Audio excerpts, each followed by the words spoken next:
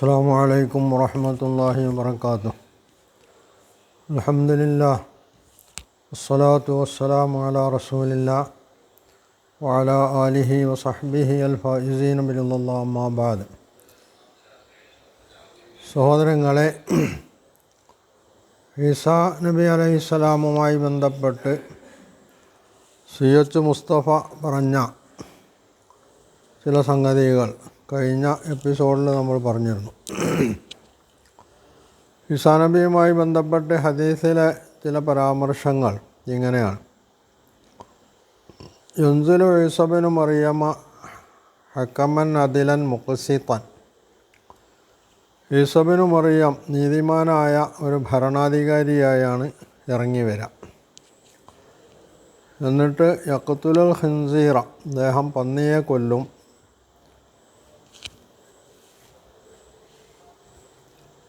വയക്സിറു സലീബ്, കുരിശ് തകർക്കും. ഇവിടെ മുസ്തഫയുടെ ചോദ്യം, എന്തിനാണ് ഈസാ നബി പന്നിയെ കൊല്ലുന്നത്, കുരിശുറക്കണമെന്നാണ്. ഇത് ഈസാ നബിയെ സംബന്ധിച്ചും ക്രൈസ്തവ സമൂഹത്തെ സംബന്ധിച്ചും അറിയുന്ന ഒരു സാമാന്യ ബുദ്ധിക്ക് പോലും ചോദിക്കാൻ കഴിയുകയില്ല. എന്നാൽ വിഡ്ഢിവേഷം കെട്ടിക്കൊണ്ടാണ് മുസ്തഫ ഈ ചോദ്യങ്ങൾ ഉന്നയിക്കുന്നത് എന്നതാണ് വസ്തുത. മൂപ്പരുടെ കാര്യത്തിൽ അഭിപ്രായത്തിൽ ബൈബിള് പുതിയ നിയമം അംഗീകരിച്ച് ജീവിക്കുന്നവരൊക്കെ സ്വർഗത്തിലാണ്, അള്ളാഹുവിൻ്റെ ഇഷ്ടപ്പെട്ട ആളുകളായി മാറുന്നതാണല്ലോ. അതുകൊണ്ട് അദ്ദേഹത്തിന് ഇത് പിടിക്കൂല എന്നുള്ളത് ശരിയാണ്.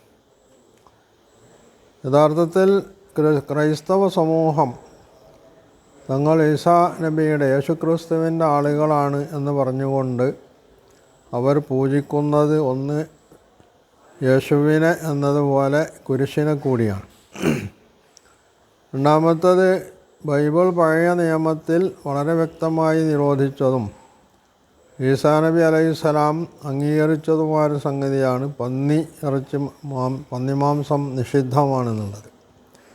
ക്രൈസ്തവ സമൂഹം ഈസാ നബി അലൈഹിസ്സലാമിൻ്റെ അധ്യാപനങ്ങൾ മാറ്റിമറിച്ചുകൊണ്ട് അവർ പന്നിയിറച്ചി ഹലാലാക്കുകയാണ് ചെയ്തിട്ടുള്ളത്. അപ്പോൾ തൻ്റെ അനുയായികൾ ചെയ്യുന്ന ഇത്തരത്തിലുള്ള നിഷിദ്ധമായിട്ടുള്ള ശിർക്ക്പരമായിട്ടുള്ള സംഗതികൾ തകർത്തെറിയുക എന്ന് പറയുമ്പോൾ ആ സമൂഹത്തെ മാറ്റിപ്പണിയാൻ ശ്രമിക്കുകയും അവർ നാളിതുവരെ ചെയ്തു പോന്നിട്ടുള്ള സംഗതികളൊക്കെയും അബദ്ധമായിരുന്നു എന്ന് അവരെ എന്ന പോലെ ലോകത്തെയും ബോധ്യപ്പെടുത്തുക എന്നൊരു സംഗതി അതിലുണ്ട്. അതുകൊണ്ടാണ് ഈസാ നബി അലൈഹിസ്സലാം കുരിശ് തകർക്കും, പന്നിയെ കൊല്ലും എന്ന് പറയുന്നത്. മറ്റൊരു സംഗതി അദ്ദേഹത്തിന് ചെയ്യാനുള്ളത്, അവസാന കാലത്ത് വരുന്ന ഏറ്റവും വലിയ നാശകാരിയായ ദജ്ജാൽ, ആ ദജ്ജാലിൻ്റെ കഥ മായാവി കഥയാണ് എന്നാണ് മുസ്തഫയുടെ പക്ഷം. ആ ദജ്ജാലിനെ കൊല്ലുക എന്നുള്ളതാണ്. അതുമായി ബന്ധപ്പെട്ടും ഹദീസുകളിൽ പരാമർശമുണ്ട്. ഇതൊക്കെ ഒറ്റയടിക്ക് തള്ളിക്കളഞ്ഞുകൊണ്ട് ഇതൊക്കെ മുആവിയയുടെ ആളുകൾ രാഷ്ട്രീയ ലക്ഷ്യത്തിന് വേണ്ടി നിർമ്മിച്ചുണ്ടാക്കിയതാണ് എന്ന യാതൊരു നീതിബോധവുമില്ലാത്ത, തത്വദീക്ഷയില്ലാത്ത വിമർശനമാണ് മുസ്തഫ ഇവിടെ നടത്തിക്കൊണ്ടിരിക്കുന്നത്. ഈസാ നബി അലൈഹിസ്സലാമിനെ സംബന്ധിച്ച് ഇന്നഹു ലഇൽമുസ്സാ എന്ന് വിശുദ്ധ ഖുർആൻ സൂറത്ത് സുഖ്റൂഫിൽ പറയുന്നുണ്ട്.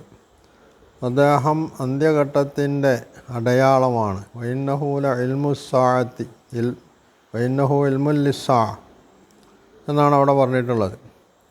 ഇനി ഈസാ നബി അലൈഹിസ്സലാമിൻ്റെ തിരോധാനവുമായി ബന്ധപ്പെട്ട് ക്രിസ്തീയ സമൂഹം എന്താണ് വിശ്വസിച്ചിരുന്നത് എന്ന് കഴിഞ്ഞ എപ്പിസോഡിൽ പറയുകയുണ്ടായി.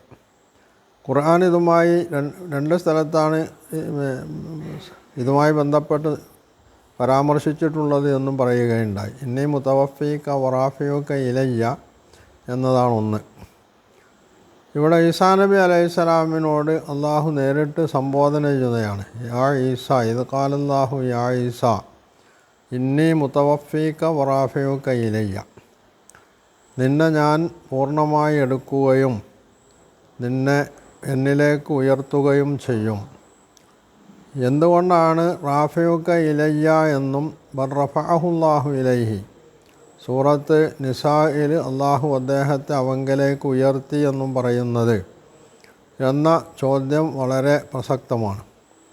കാരണം ഖുർആൻ അവതരിച്ചുകൊണ്ടിരുന്ന കാലത്ത് ക്രൈസ്തവ സമൂഹം വിശ്വസിച്ചിരുന്ന വിശ്വാസമാണ് യേശുക്രിസ്തു അദ്ദേഹം ഉയർത്തെഴുന്നേറ്റ് കല്ലറയിൽ നിന്ന് ഉയർത്തെഴുന്നേറ്റ് തൻ്റെ പിതാവിങ്കലേക്ക് പോയി എന്നത്.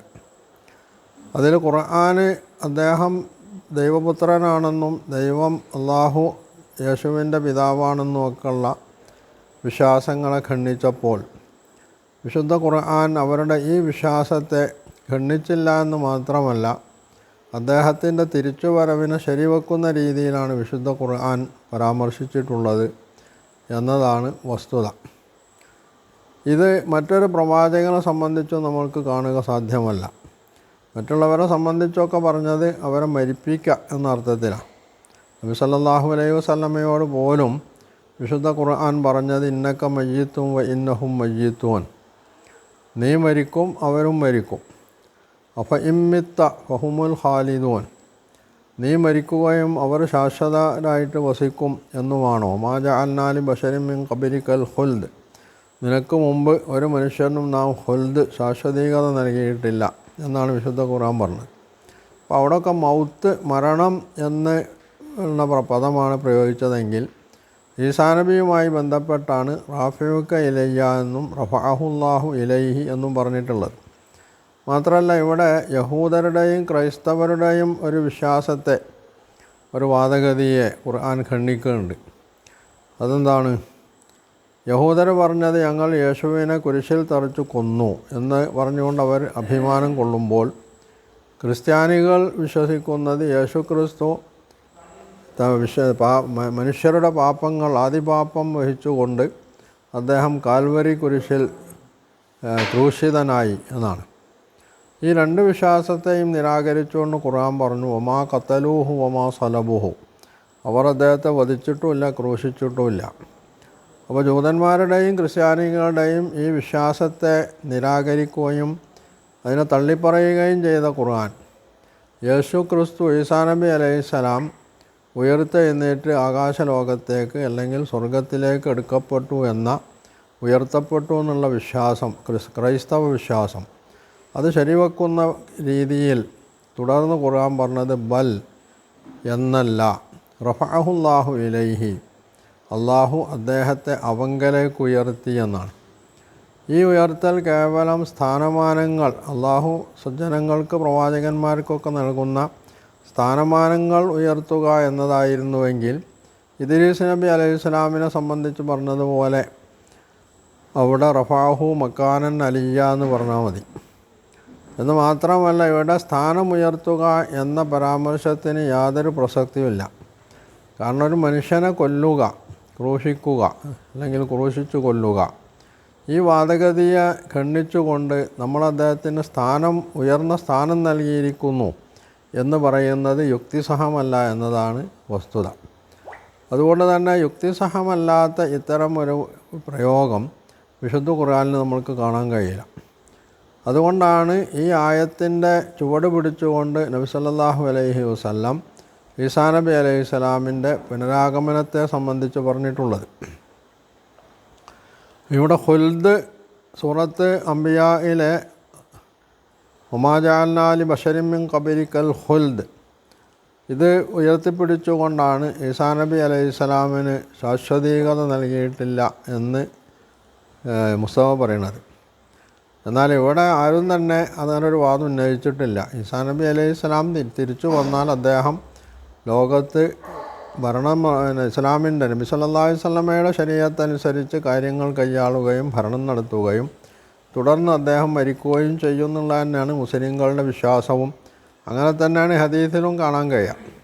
അപ്പോൾ ഇവിടെ ശാശ്വതീകത എന്നൊരു സംഗതി ഒരു മനുഷ്യനും ഇല്ല. എല്ലാ മനുഷ്യരും മരിക്കും. എല്ലാ മനുഷ്യരും മാത്രമല്ല, എല്ലാ സൃഷ്ടികളും നശിക്കും. കുല്ലു മൻ അലൈഹാ ഫാൻ വയബ്ഖാ വജ്ഹു റബ്ബിക ദിൽ ജലാലി വൽ ഇക്റാം. ഈ കാര്യത്തിൽ ഈസാ നബി മാത്രം ഒഴിഞ്ഞു പോകുന്നില്ല. എന്ന് മാത്രമല്ല അള്ളാഹുവിൻ്റെ മലക്കുകളടക്കം മരിച്ചു വീഴുന്നുള്ളതാണ് മുസ്ലിങ്ങൾ വിശ്വസിക്കുന്ന വിശ്വാസം എന്ന് പറഞ്ഞത്. അപ്പോൾ ഒരു മനുഷ്യന് കുറേ ദീർഘകാലം ജീവിതം നൽകി എന്നതുകൊണ്ട് അദ്ദേഹം ചിരഞ്ജീവിയാണെന്നോ അദ്ദേഹം ശാശ്വതമായിട്ട് ജീവിക്കുമെന്നോ അതിന് അർത്ഥമാക്കേണ്ടതില്ല. അപ്പോൾ ഇതാണ് ഇതുമായി ബന്ധപ്പെട്ട ഒരു വശം എന്ന് പറയുന്നത്. അപ്പോൾ ഇവിടെ ബർ റഫഅഹുല്ലാഹു ഇലൈഹി, അള്ളാഹു അദ്ദേഹത്തെ ഈസാ നബി അലൈഹിസ്സലാമിനെ അവനെങ്കിലേക്ക് ഉയർത്തി എന്നാണ് വിശുദ്ധ ഖുർആൻ ഇവിടെ പറഞ്ഞിട്ടുള്ളത്. ഈ ഉയർത്തലിനെ സംബന്ധിച്ചാണ് ഈ നബി സല്ലല്ലാഹു അലൈഹി വസല്ലമ അദ്ദേഹം അതുമായി ബന്ധപ്പെട്ട് അദ്ദേഹം ഈസാ നബി അലൈഹിസ്സലാം പിന്നീട് ഇറങ്ങി വരും എന്ന് പറഞ്ഞിട്ടുള്ളത്.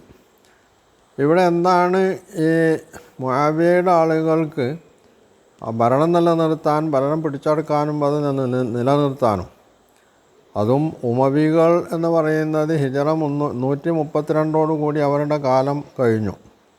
മുസ്തഫ പറയുന്ന അനുസരിച്ചാണെങ്കിൽ സിഹാഹുസിത്തയുടെ ആളുകൾ, അതായത് ഇമാം ബുഖാരി, മുസ്ലിം, അബൂദാവൂദ്, നസായി, തിർമുദി, ഇബ്നു മാജ ഇവരൊക്കെ ജീവിച്ചിട്ടുള്ളത് 2-ാം നൂറ്റാണ്ടിലാണ്. 2-ാം നൂറ്റാണ്ടിൻ്റെ അവസാന ഘട്ടത്തിലും 3-ാം നൂറ്റാണ്ടിലൊക്കെ ആയിട്ടാണ്. ഇവരെന്തിനാണ് ഈ ഉമവികൾക്ക് വേണ്ടി ഇവിടെ ഗൂഢാചരണം നടത്തുകയും ഹദീസ് ഉണ്ടാക്കുകയും ചെയ്യുന്നത്?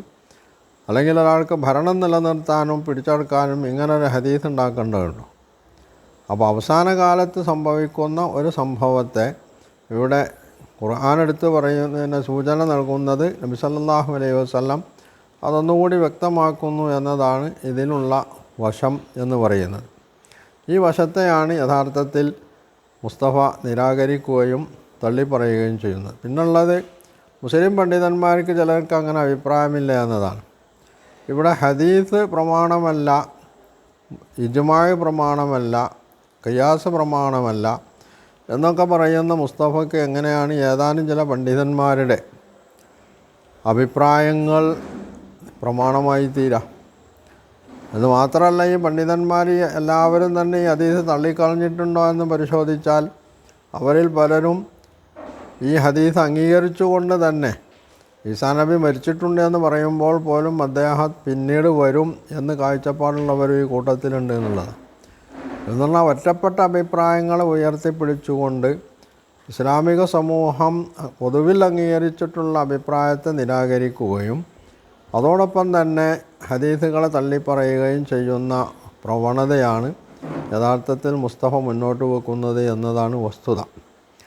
അപ്പം അങ്ങനെയുള്ള ഒരു സാഹചര്യത്തിൽ അദ്ദേഹം ഈ പറഞ്ഞുകൊണ്ടിരിക്കുന്ന ദജ്ജാലിൻ്റെ, അതുപോലെ ഈസാ നബി അലൈഹിസ്സലാമിൻ്റെ ഒക്കെ ഈ സംഭവങ്ങളുമായി ബന്ധപ്പെട്ട ഹദീസുകളിൽ പറയുന്നത് കേവലം മായാവി കഥകളാണ് എന്ന് പറഞ്ഞുകൊണ്ട് അതിനെ പരിഹസിക്കുക കൂടിയാണ് അദ്ദേഹം ചെയ്യുന്നത്.